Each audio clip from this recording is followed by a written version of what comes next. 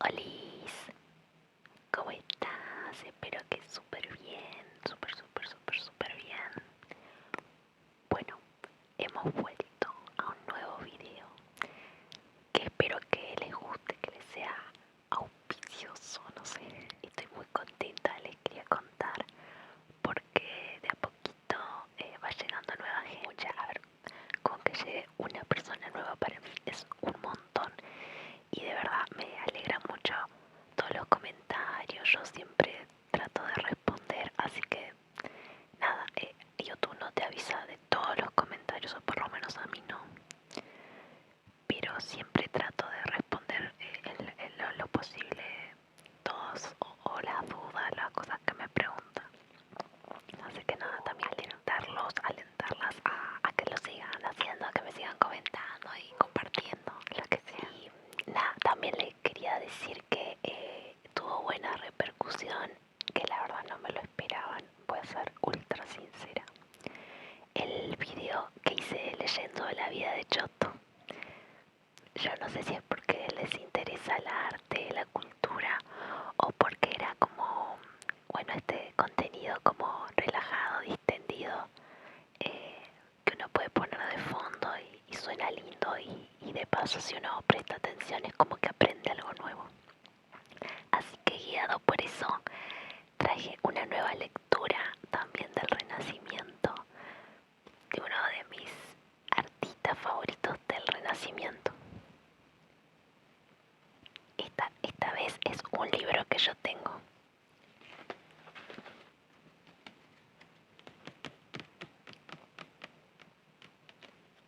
Bueno, no sé si se verá bien.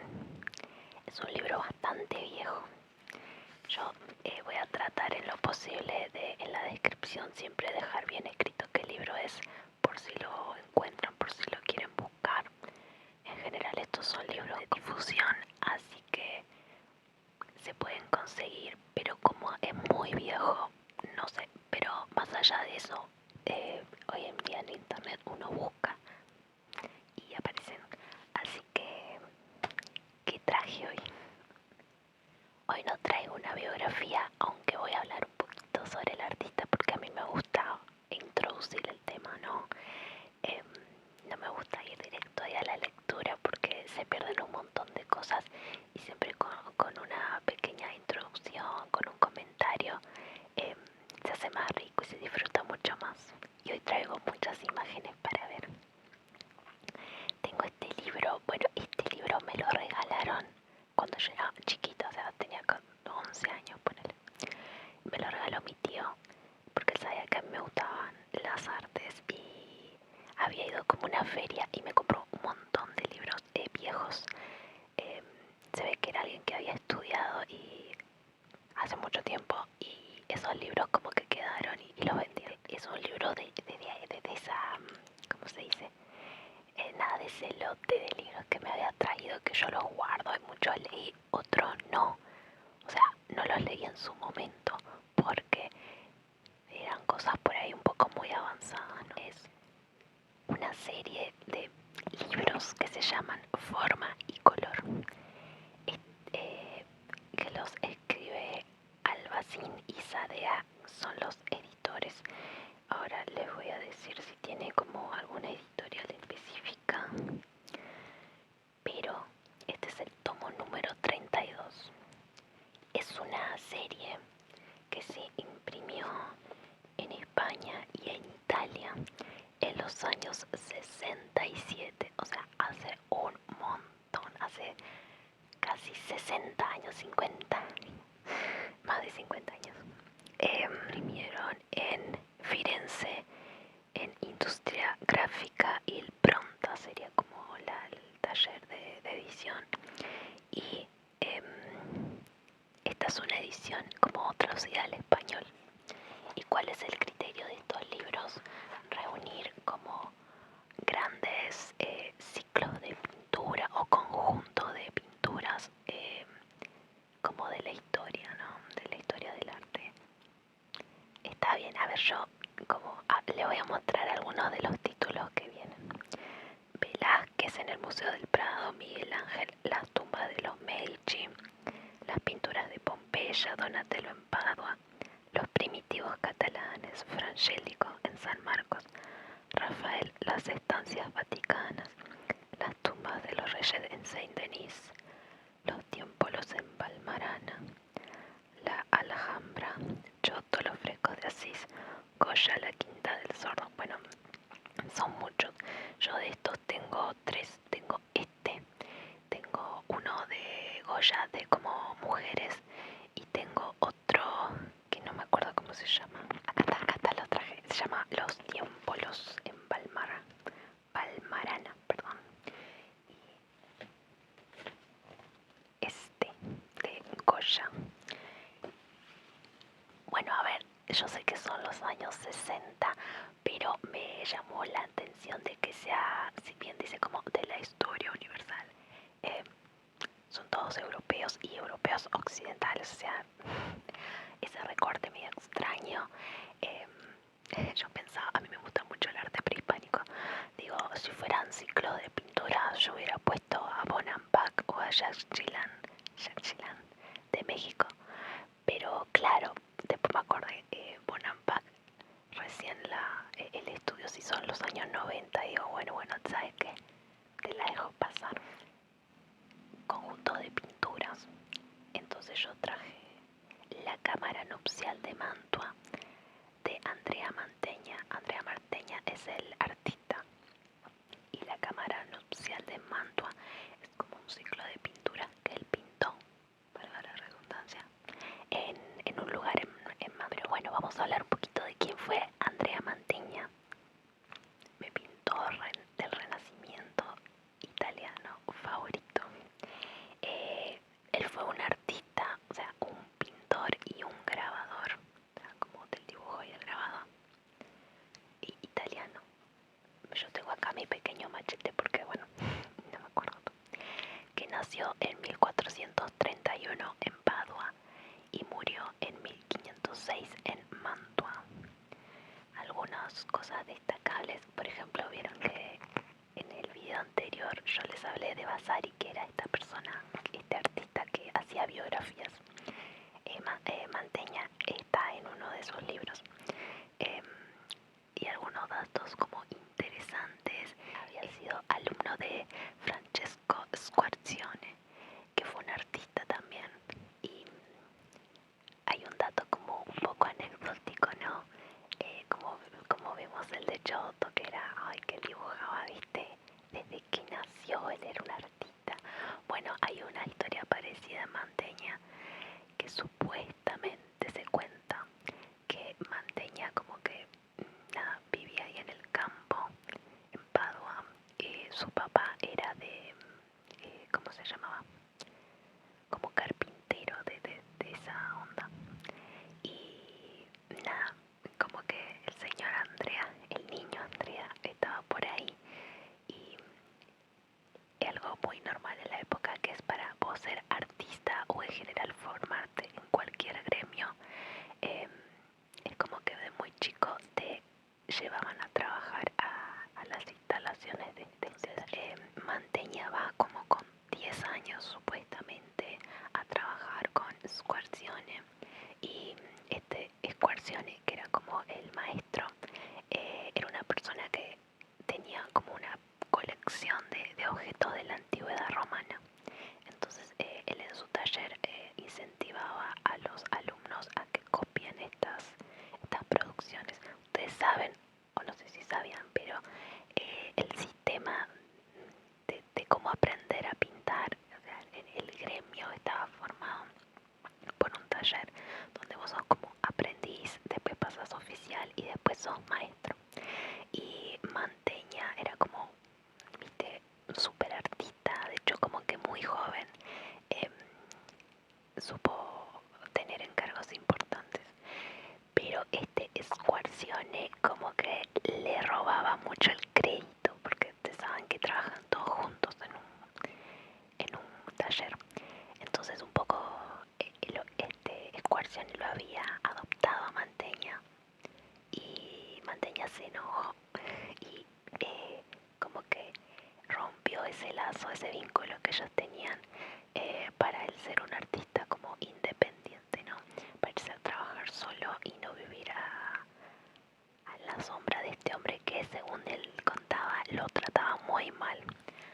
Y bueno, él se formó mucho mirando la antigüedad romana y viajó por Italia, así que es como un artista en la época, digo, que era bastante normal esos dos artistas que estaban viajando, se estaban formando e iban a visitar ruinas, e iban a visitar, no sé, maravillas arquitectónicas de la antigüedad.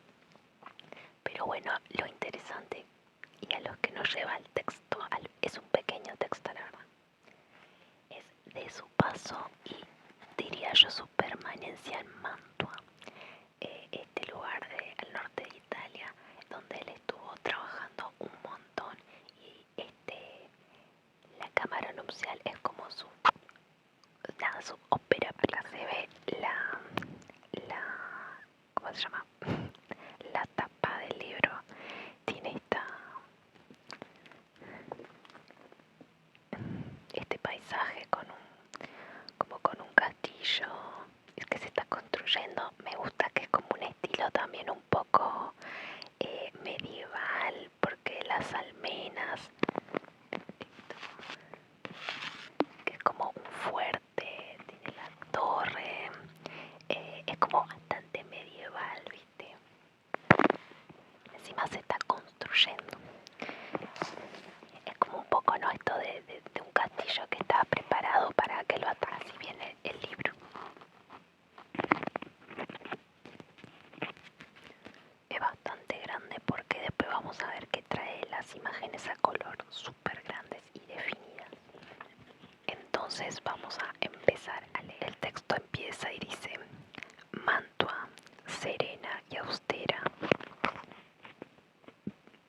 en la solemne quietud de la verde llanura que la circunda, fue la ciudad que, al acoger a Mantegna como pintor oficial de la corte de los Gonzaga, estaba destinada a conservar la obra que representa la fase más alta de su actividad. La fecha que señala la llegada del artista está precedida de un periodo bastante largo de vacilaciones, primero de los Gonzagas, inciertos en elegir a Mantegna o a Michele Pannonio. Pannonio.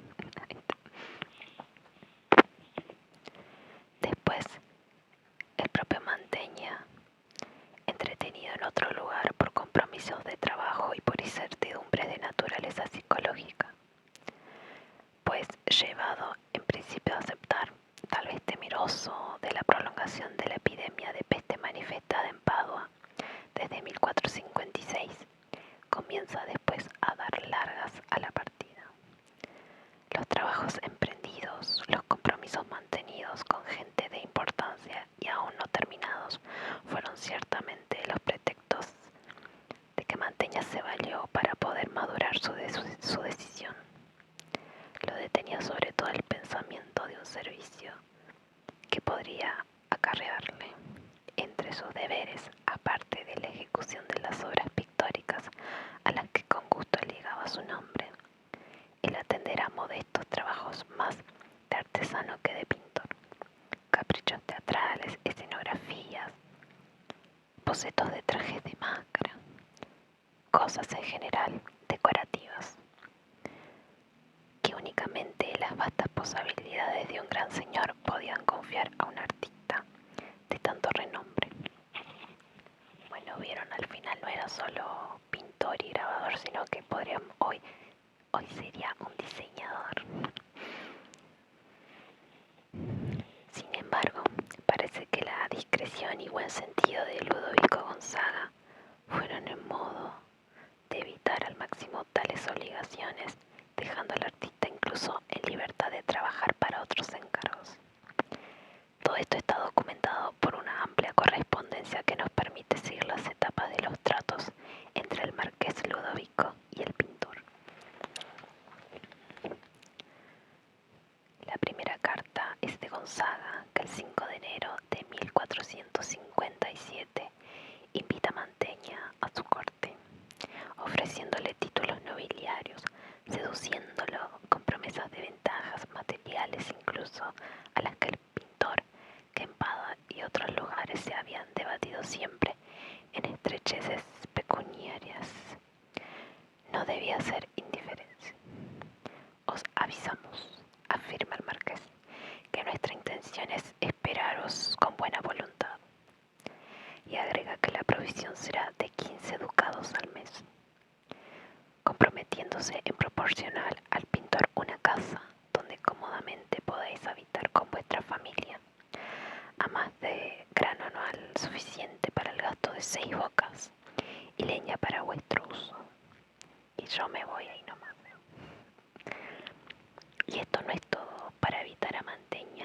incomodidad y despendio,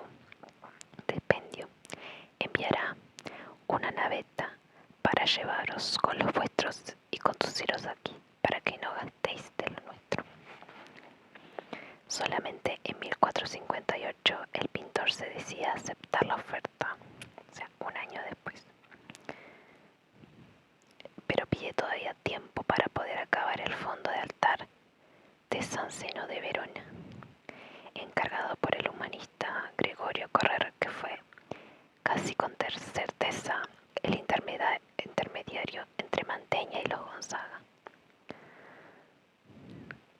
Estos, que desde 1328 se habían apoderado del poder en Mantua, habían demostrado siempre particular interés por las artes y la literatura, protegiendo a poetas y artistas en competencia con las cortes vecinas. Había sido, por otra parte, mérito de Gianfrancesco el fundar aquel estudio que muy pronto llegó a ser universidad, y el haber podido escoger como educador de sus propios hijos a aquel Vittorino da Feltre, cuya escuela sirvió de ejemplo a toda Italia. Gregorio Correr había sido alumno de Vittorino, y es por tanto fácil pensar que en él como enlace para los anteojos. No me había dado cuenta, con razón no veía nada.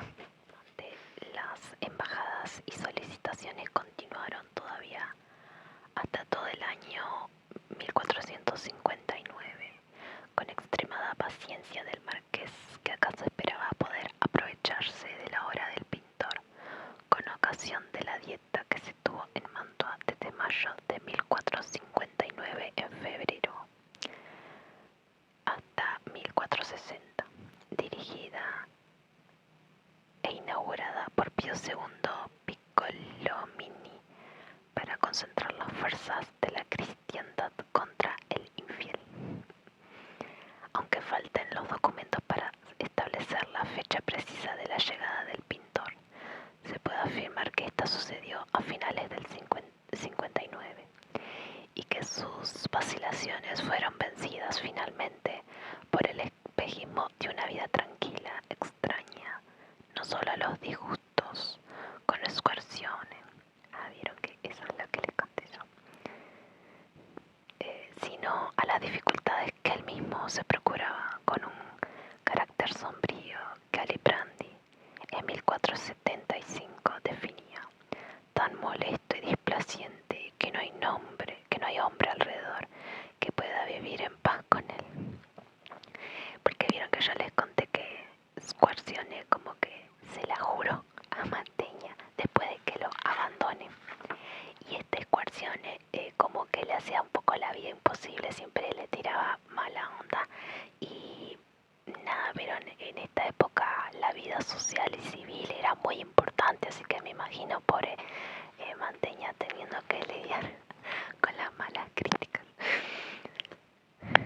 más que uno vive de encargos, ¿no?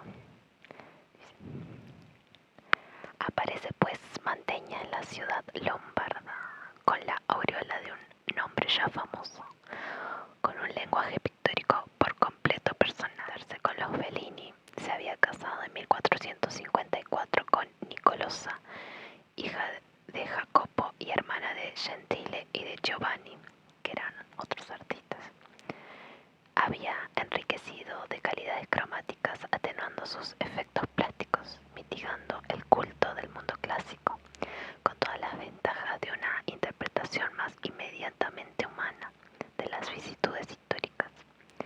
Un dato también es que Bellini era como la competencia de su maestro, así que hoy ahí también me imagino que se habrá enojado.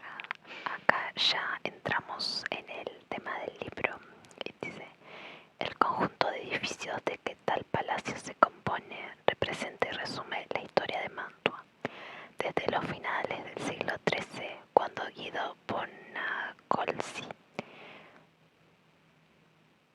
tomó el poder, hasta la llegada de los Gonzaga, primero marqueses desde 1403 y más tarde, desde 1530, duques de Mantua, documentando el ascenso y episodios de su dominio sobre la ciudad. El castillo de San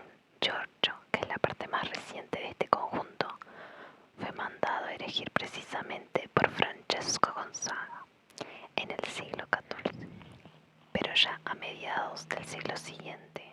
El edificio resultaba modificado del todo por obra de una serie de artistas traídos a Mantua de todas partes de Italia, Leon Battista Alberti, y juntos y dependientes de él, Luciano Laurana y Luca Fancelli. Por hablar solo de los arquitectos, han dejado por todos lados sus huellas en el castillo, obrando cada uno por su cuenta, de tal modo que se ha perdido el carácter unitario, en tanto que el plano resulta complicado, como un laberinto con pasadizos, vanos, estancias entre chicas y grandes en números de varios cientos y singularidades debidas a la imaginación de los alarifes o al capricho de los señores, como es esa rampa helicoidal por la que se podía subir a caballo hasta el umbral de la cámara picta. La cámara picta es esto.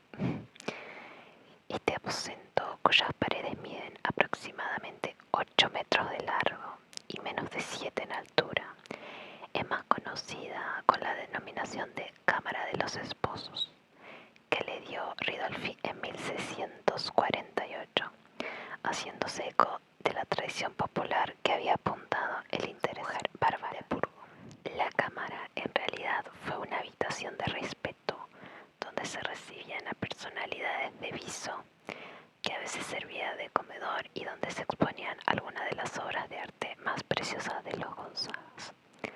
Los antiguos papeles de archivo la recuerdan únicamente llamándola cámara picta.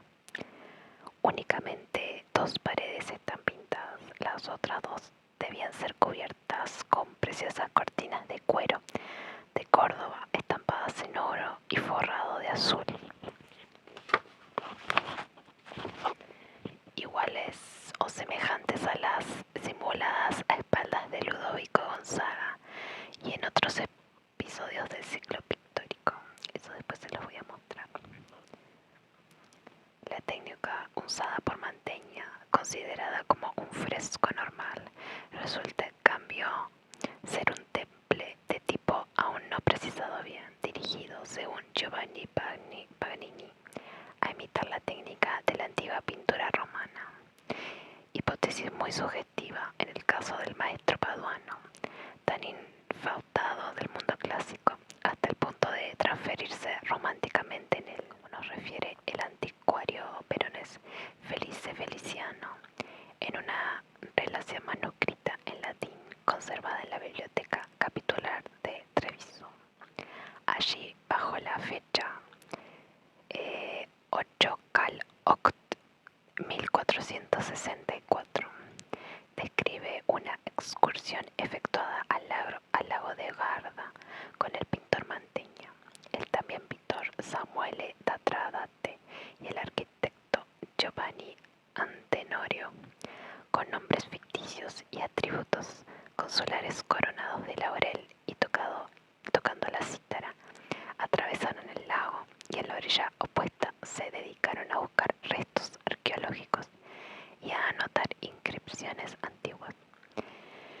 El episodio que alguno, Tietze Conrad, ha querido considerar romántica falsificación, ha colocado en cambio en ese clima cultural todas las consagraciones de la experiencia vivida, conservando el encanto de aquel real romanticismo clasicista propio del ambiente y muy en particular de Mantegna. En Padua, sede de la Universidad y Centro de Estudios Humanísticos, Andrea Mantegna, casi un chiquillo, había entrado en el taller de Francesco Squarcione, pintor mediocre y confuso. ¿Vieron que le dije? Pero entusiasta recolector de piezas antiguas. La manía anticuaria del maestro llegó a ser en el discípulo mucho más dotado y sensible, culto a la antigüedad. Por otra parte, en Padua habían trabajado en la primera mitad del siglo XV, entre 1434 y 1445, Filippo Lippi, Paolo Uccello y Donatello, dejando allí mensajes para una interpretación del clasicismo que, aunque muy distinta a la de Mantegna, tendiendo por completo a recuperar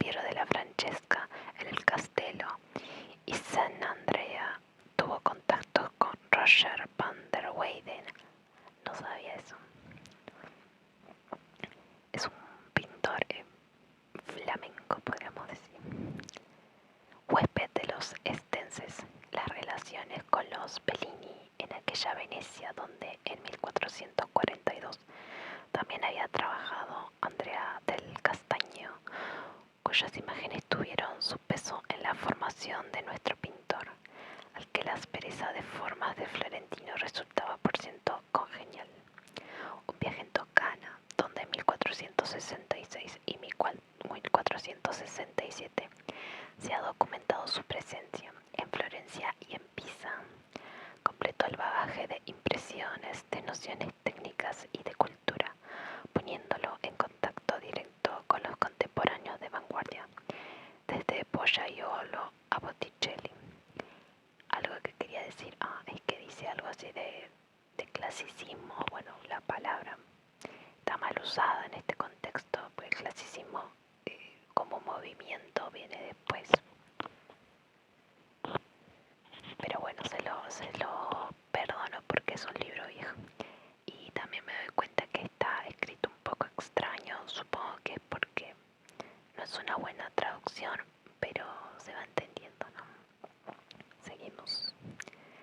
Cualquiera de nosotros que, después de haber girado bastante por los diversos patios, las innumerables estancias, las oscuras escaleras y escalerillas de la maciza residencia de los Gonzaga, se encuentre de improviso ante el umbral de la cámara picta, sorpréndese por el nuevo sentido decorativo que Mantegna despliega en ella, en solemne y serena contemplación del hombre y de la naturaleza, y por el humano contacto que inmediatamente se crea con los personajes que habitaron entre aquellos muros, tristes más que alegres, feos más que bellos, unos sensatos y otros intemperantes, y solo muy pocos afortunados y felices.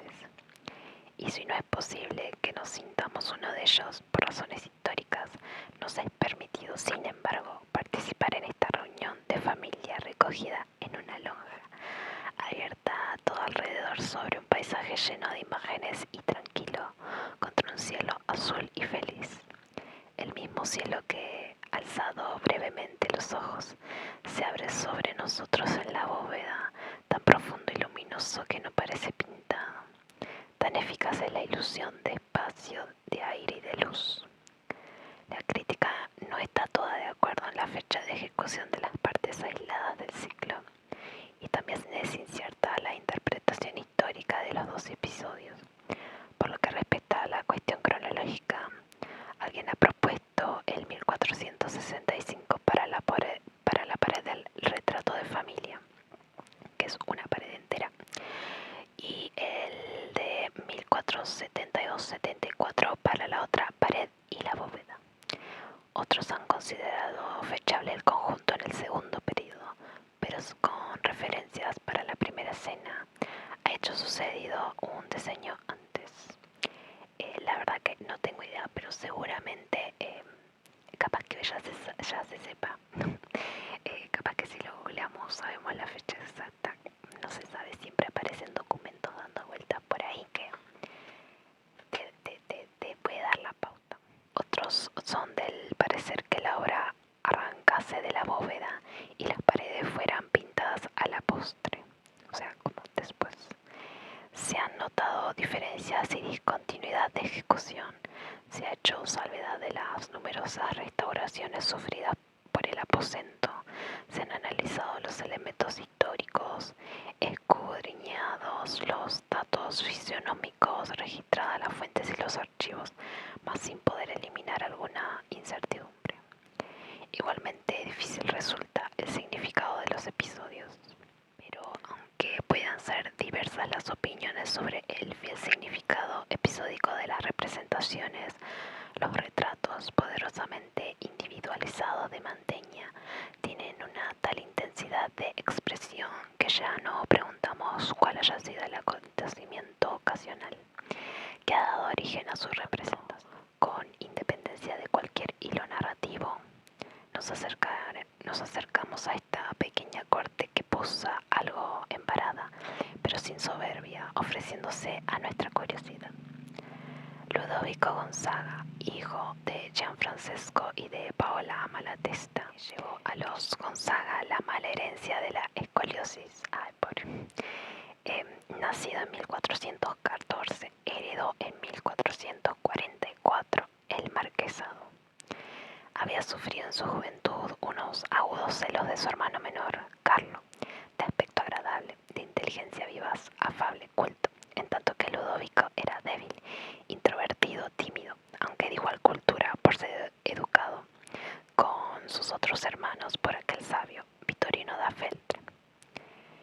posicionó contra un complejo antes de llegar al solio, lanzándose en la vida militar con un desafío a dientes cerrados de la propia resistencia física y de la opinión de los demás.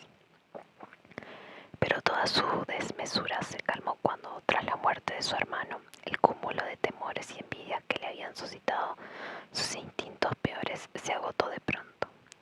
Entonces halló la seguridad y el equilibrio enderezando continuo la vida de su familia y la del marquesado, el que levantó con provendimientos liberales, con mejoras urbanísticas, extendiendo su protección a las instituciones más valiosas, sin olvidar los propios intereses culturales, donde lo habían iniciado en los años juveniles. Quiso los 60 años sentado en posición privilegiada al frente de su corte, con su manto rojo.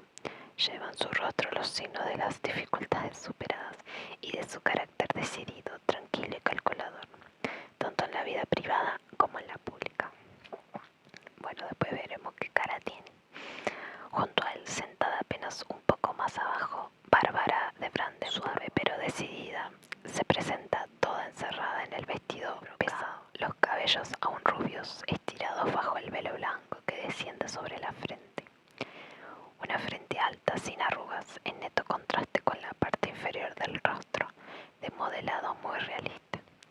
Absorta y un poco triste al pensar en una vida hecha de melancolías por el tambaleante salud de sus numerosos hijos, algunos murieron muy jóvenes, vuelve al marido sus ojos, confiada, atenta al breve coloquio del marqués con el secretario Marsilio Andreas. El joven de rostro lleno, anchos hombros y de cuello de toro, que está de pie entre los dos príncipes, es ciertamente uno de sus hijos, parecido con Bárbara de Brandenburgo, ojos con marcado arco superciliar, nariz gruesa, redondo mentón con un hoyuelo bien marcado en el centro.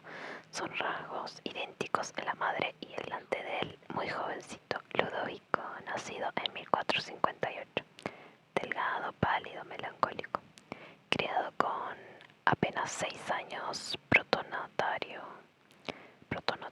y coadjuntador del obispo de Mantua. O sea, a los 6 años ya trabajaba el pibito. Destinado a ser el mismo obispo de su ciudad. La cabeza está inclinada sobre el frágil cuello.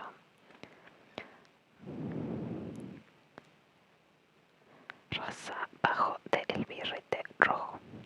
Las líneas son sutiles, más cerca de la fisonomía de Gonzaga que no Hohenzollern. Su mirada está fija y baja, como si se fuese extraño a la familia y a la importancia de aquella reunión de personajes suntuosamente vestidos.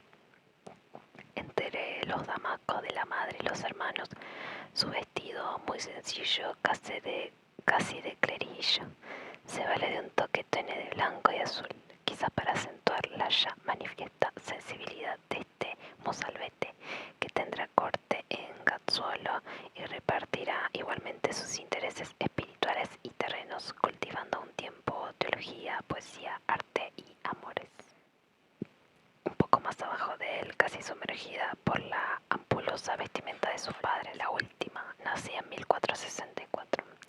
También ella enfermiza se nos presenta todavía más desgarabada por la pesadez del manto que recubre sus hombros, tal vez para ocultar piadosamente la incipiente gibosidad. Perfil decididamente acentuado no parecería de niña si no fuese por las dimensiones menores. Muy distinto aspecto tiene su hermana Bárbara, lozana, coloreada, con su pequeña cabeza erguida sobre un cuello alto y torneado, los hombros derechos bajo el corpiño de un brocado de oro, como sus cabellos entrelazados por cintas.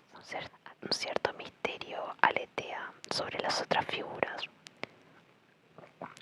El joven de detrás de Bárbara de Brandeburgo podría ser el cuarto hijo de Rodolfo o el soldado, pero impetuoso y destemplado, que hallará muerte violenta en 1495 en el campo de batalla. Después dice, da como muchas hipótesis sobre quién podrían ser los otros personajes.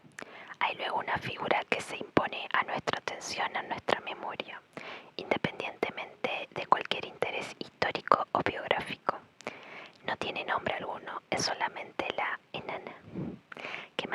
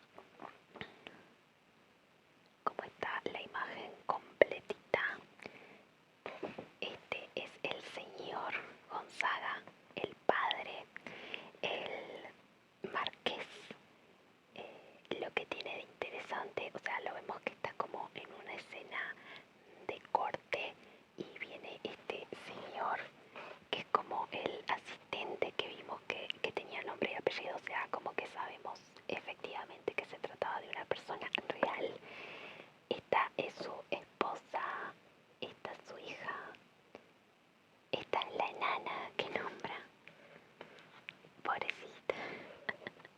Y esta es la otra hija que está comiendo como una fruta y que él describe que es como muy fea en el texto.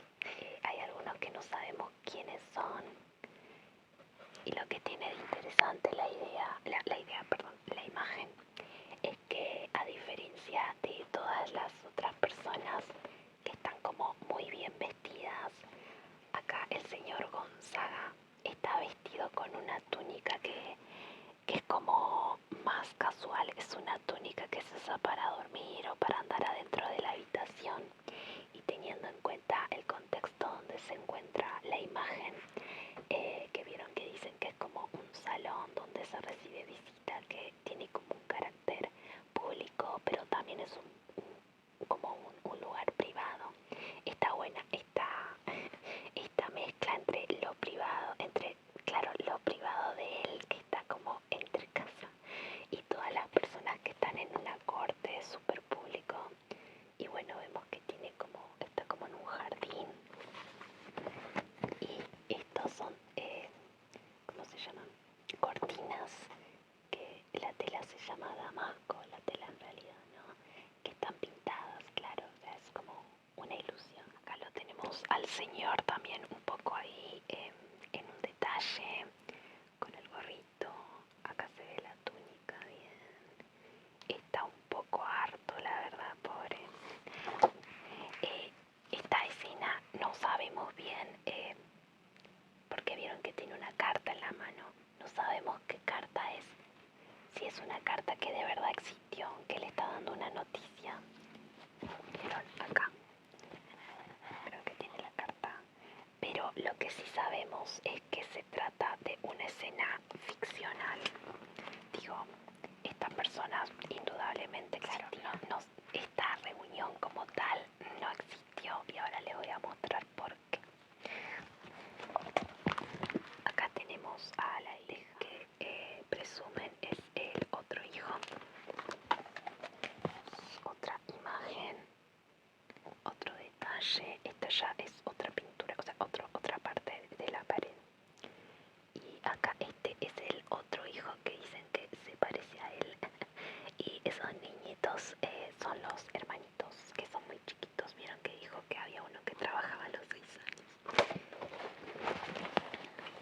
Muestro en detalle. Este es otra vez el señor Gonzaga. Acá está este, que creo que es el que se convierte como en obispo. Los hermanitos, que le toma la mano. Y lo que hay de interesante acá, este personaje se interpreta como que es el emperador del Sacro Imperio Romano Germánico. Y estas personas también son personas como de otras cortes de otros países, que sabemos que no fueron a Mantua, pero bueno, bueno, vamos a ir viendo algo que tiene que ver con el sentido de la pintura, que es claramente mi interpretación. Detalle de la pintura. Otro detalle de los hijitos y la hijita. Y estos también, estos personajes. Este creo que es el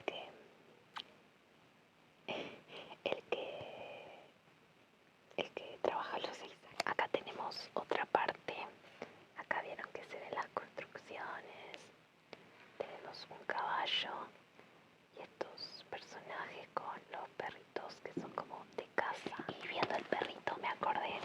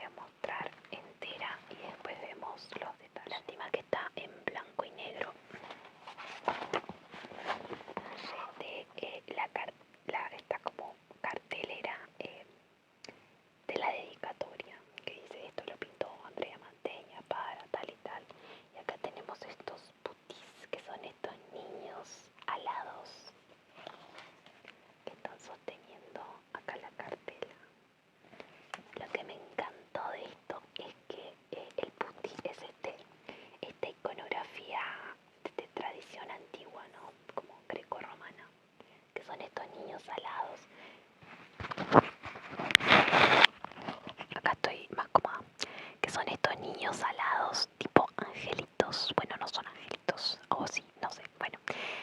Pero la tradición de los putis es algo como antiguo, no es una tradición cristiana. Pero acá aparecen con, en vez de alitas tipo de ángel, de pajarito, aparecen con alas de mariposa. Me parece una preciosura y un poco estuve investigando por qué de mariposa. Porque no aparecen con alas normales, digamos con estas alitas de pájaro. Como que tiene que ver con una tradición de cómo se representaba a Eros, mientras que las alitas de mariposa eh, se representaba a Psique, que es un mito de Eros y Psique. Eros era un dios, mientras que Psique era una princesa. Entonces o sea, a veces ellos aparecen juntos, ¿no? O sea, como Eros y Psique. Y tienen dos alitas, pero alitas distintas. Entonces yo pensaba un poco esto de ver como con la muerte y el tema del alma, y como lo terrenal y lo sagrado, no, lo celeste. Sí que es humana, es una princesa, es como más terrenal, es la mariposa vuela más abajo, mientras que el ave vuela más arriba. Entonces yo pensaba, no, si tendrá algo que ver como con alguna reflexión sobre la muerte como vanitas. No creo, no, pero digo, haber elegido poner a los putis con alitas de ángel, perdón, no, de mariposa, me pareció como una elección bastante curiosa. Y finalmente tenemos la bóveda. Esto imagínense que está pintado así. Vos para poder verla, si estás en el lugar, tenés que hacer. Y están pintadas así. Miren, esto es algo por lo que era conocido Manteña, por hacer esos escorzos, estas figuras. O sea, vos lo ves así y sabes que no es una persona enana, más allá de que es un niño, sino que está como en un plano, ¿no? Como así. Y bueno, o sea, es toda una destreza. Hay ¿cómo se llama? Un pavo real. Y hay personas ahí como chusmeando. De la corte, imagino. Y todo esto está pintado. O sea, no es una estructura real. Digo, más allá de que el soporte sí sea real. Y hay muchas frutas. Creo que decían que había... Acá no se ve, pero hay unas grisallas, como cuando se pinta la escultura antigua, tipo Hércules y cosas así. Pero bueno, eso no sale en la imagen. Así que nada, vieron que yo les dije que les iba a dar como mi interpretación final, teniendo en cuenta algunas de las cosas que vimos. Porque el libro no ahonda mucho en la interpretación sobre por qué mandó a pintar esto el señor Gonzaga, pero teniendo en cuenta el contexto que es, digo, no en una corte, un lugar público privado donde se atendían reuniones y venía gente importante, teniendo en cuenta la gente que aparece representada, gente real y gente importante, no solo su familia, sino que aparecen gente que trabaja con él, aparecen gente de otras cortes, aparece supuestamente, ¿no? El emperador, ¿no? Del Sacro Imperio Romano Germánico, y vemos que están en construcción estos castillos medievales, estos fuertes, pero también aparecen ya, digo, estos castillos como preparados para el ataque. Y hay algo que no ahonda el libro, pero es el contexto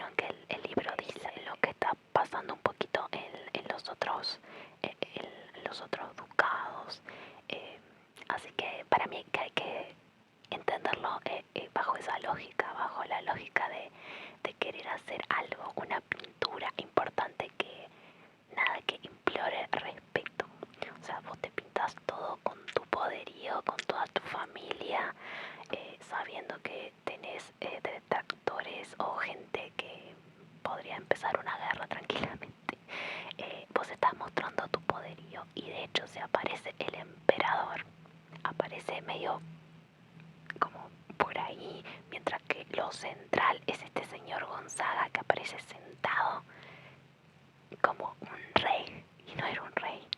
Pero bueno, me parece que hay que leerlo bajo esa lógica del poder, del respeto y de la competencia con otros lugares que también están invitando artistas para que los representen, ¿no? Como súper poderosos, todos pomposos con sus lujos. Así que nada, esa era como mi interpretación, que supongo que no es una interpretación novedosa, de hecho es como algo, me parece razonable. Fue medio extraño el video de hoy, pero quería compartirlo y espero que les haya gustado un montón. O por lo menos háganmelo saber, escríbanme algo, dejen su me gusta, compártanlo, que la verdad que yo hago esto por eso, para compartir un poco mis gustos, charlar